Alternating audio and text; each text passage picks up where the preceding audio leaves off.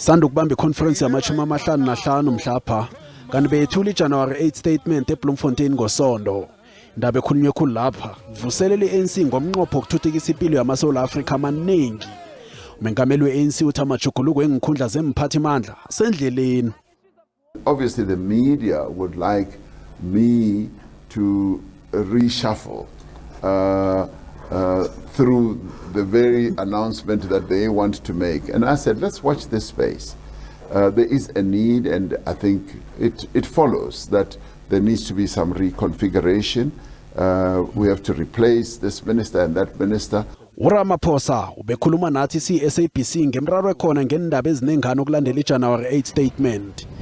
Yekhona ukhethe ngobutjha econference yama-55 bekodwa uthumbe ngaphandle kokuliwa litho.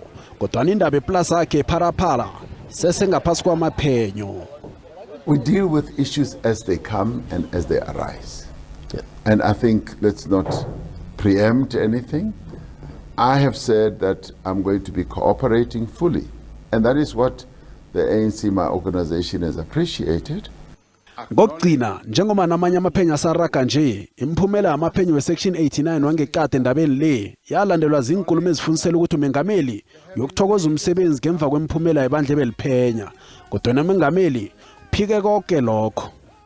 I don't know where that came from. I am still president. I have not resigned, as you well know. Yes. So I don't know where that came from. Umengameli utsho wabuyelela nokuthi ANC khathesi seyiqinile phezu komnqophayo wokuzivuselela.